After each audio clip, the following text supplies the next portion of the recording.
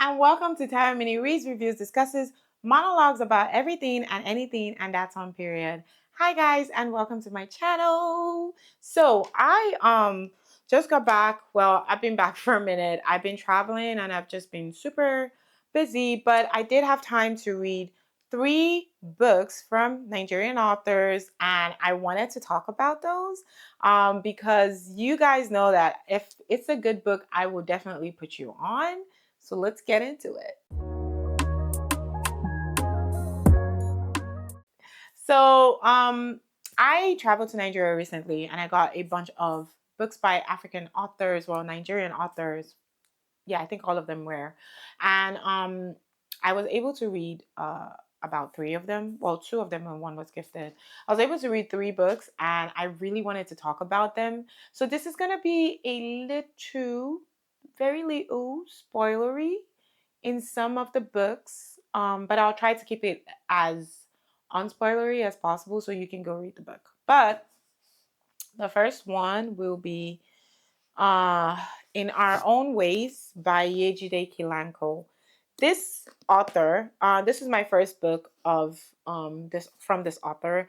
I also got another book by this author called A Good Name, and by the vein in which this book went, I am very sure that that book is going to be almost the same thing. Like I can bet you that it's going to go the same way as this book went. So what is this book about? Let's get into it. So this book is about a couple where the guy, his name is Sanami. Sanami is like from Badagry. If you're familiar with Lagos, Nigeria, Badagry is on the coastal side of Lagos State, and it's pretty far from like the major city.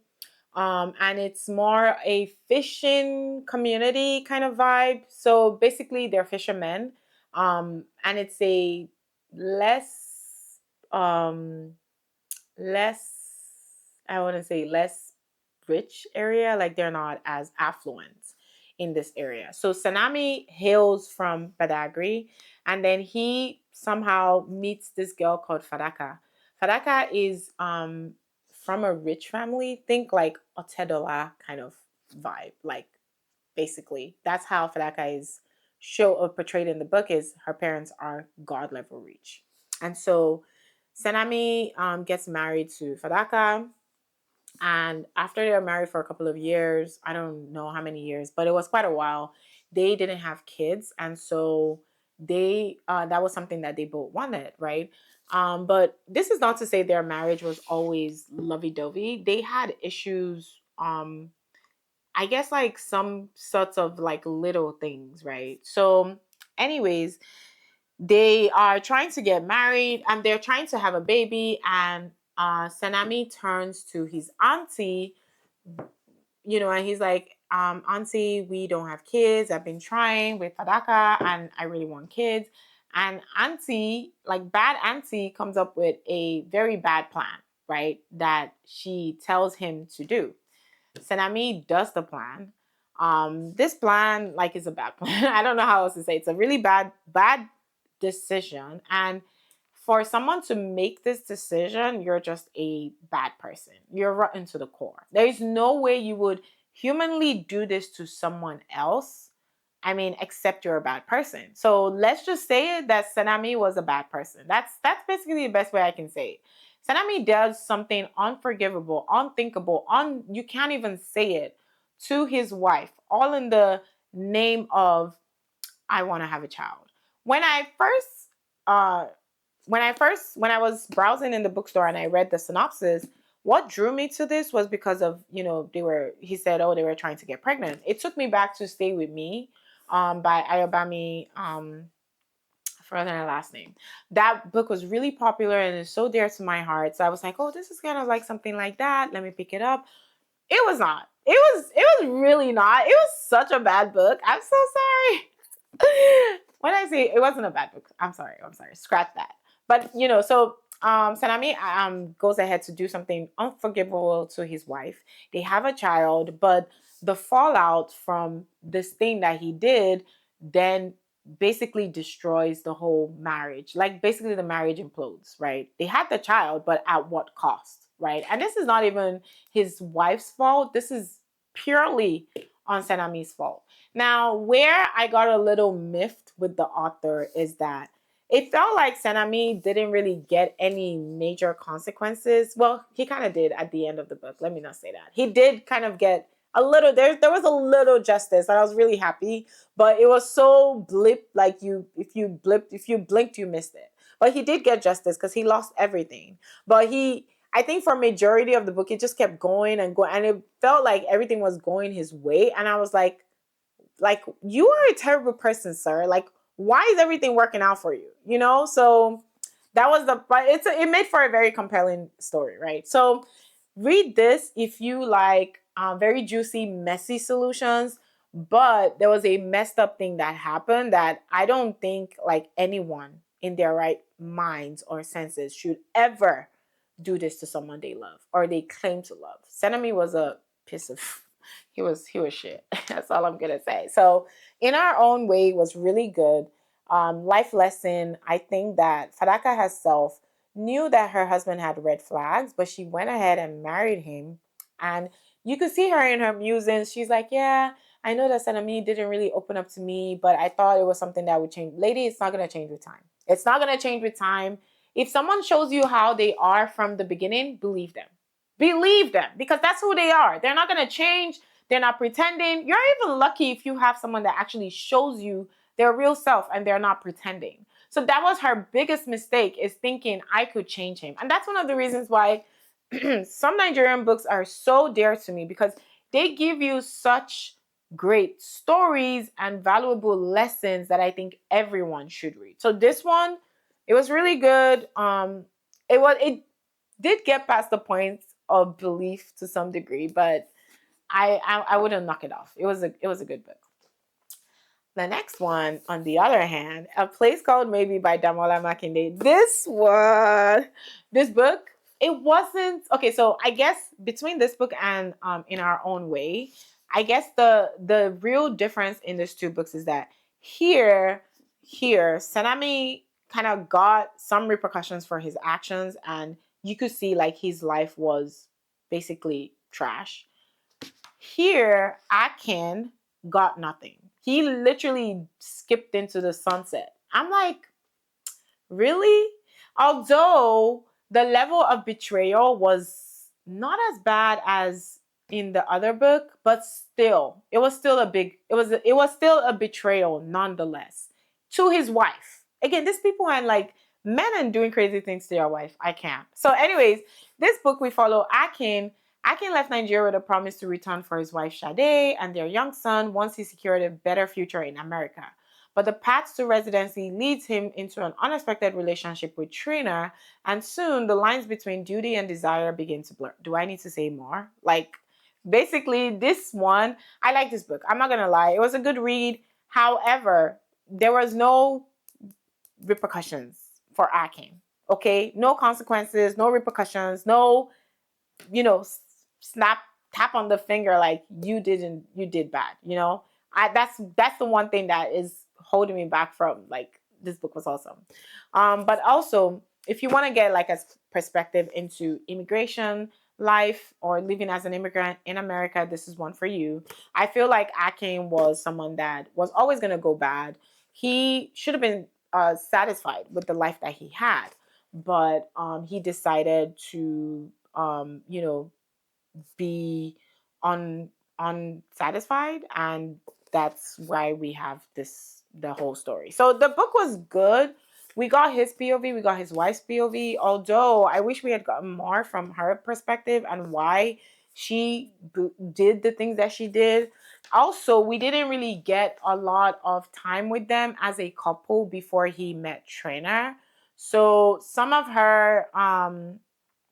the motivations for the things that she did, I guess they didn't land as well. Maybe if we had gotten time with them together, we could have understood why she endured, because she must have been like the strongest woman in the world. Okay. Because baby, there's a trainer and you're still like, oh my, I'm like, girl, bye. And so that leads me to the last book that I read. Now, this one is really dear and near to my heart. This is a 5-star read, and that's Three is a Crowd by Chinasa Anaele. This one is the first time I'm reading this author. Same as all of them. I haven't read any of this author's books before, but this one was my top read. This was 5 star. There was no notes. There was nothing that I could take or subtract from the story. Just as it is, it was 100%. It was so good. 10/10. So good. Like tens across the stage. We follow Cheta. Cheta is a woman who is dating this guy. But then she's having issues with the guy. Which she was having issues in the terms of, okay, if they didn't put it on the backstory, I'm not going to say it because I want you to read the book. But I'll read a little of the synopsis. It says Cheta is a woman with a plan, a steady job, loving husband, and a future that looks, at least on paper, perfectly sound. But when she unexpectedly finds herself drawn to Cassier, the older brother of the man she's supposed to marry, everything begins to unravel. I'm not going to say more than that. That's basically this whole book is Three's a Crowd. Is basically Cheta falling into trying to resist falling into temptation with her boyfriend's older brother. Does she succeed or does she not succeed? You know what I'm saying? Like and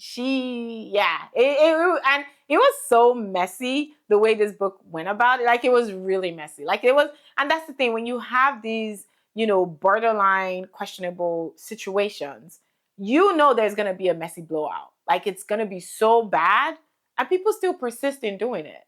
But I think it's like the heart knows what it wants, or some people are just selfish and be like, I really want to self-destruct.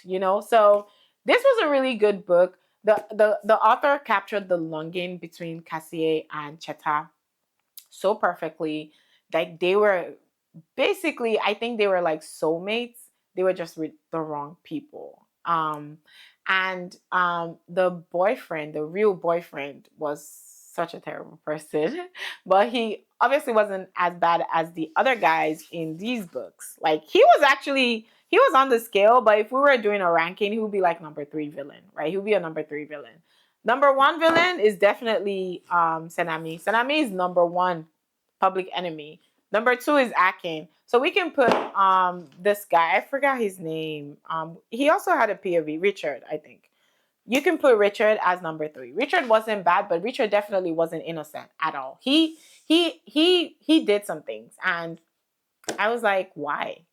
So I think the author did a fantastic job. This was her debut. It was a phenomenal read. There was nothing. I loved the old references. I loved the fact that we got the story went out of Lagos. She went to the east to stay with her family for some time. It was so nice going back to those kind of stories. It just reminded me of Chimamanda's books, where it's old Nigeria. It's not really civilized. When I say not really civilized, it's like it's still really, we didn't have mobile phones and all of that. So it's like day-to-day life back then. It was so good. I felt so nostalgic reading this book, and I really loved it. So this was a top 5 star read for me. The others were not so much because of the things that I mentioned, but I feel like everyone and anyone should read any of these books because they have germs, germs about, marriage, about people, about family, about love. Like, in Three's a Crowd, you are faced with this conundrum is, should she stay with someone that she kind of grew to love, but she doesn't, it's not her soulmate, or should she pursue her soulmate that she doesn't even have to think about it? She's just in, like, she all she can think about is this dude. And again, I don't know how people identify their soulmates, but if there was a way, it would be Cassier and Cheta with the way that they were going about it. So it was, it's a moral thing, right? I don't support or condone cheating, but if you are, and they weren't married too, so technically, isn't it better to make a mistake before you get into the marriage than for you to get into the marriage with the wrong person and realize that, oh my God, I probably shouldn't have done this. So I don't know. You read it and let me know your own assessment. But Three's a Crowd is a really good moral. If you want a good story about moral debate on like cheating or borderline cheating, actually, it wasn't even borderline. It was like straight up, it was straight up cheating. So Three is a Crowd is really good. And I think that's why it was a 5-star read, because the author, presented the story in its raw form. Like there's no tiptoeing around it. It was cheating, like nothing you can take away from that. However, like I said, it was a moral thing. Like, do you get hitched to someone that you know that you don't necessarily love? Or do you fight for a love that will is basically your one and all, So it wasn't bad. So yeah, those are three books by African authors that I just read that I loved, love, love, love. I will recommend them until I will always recommend them. So yeah, let me know if you've read any of these three books. Would you pick them up? Do they sound good to you? Or any other books that from any other African author that you want to recommend to me? That would be great. I would definitely pick it up. But thank you so much for listening to me yap. And I will see you guys in my next video. Until then, bye.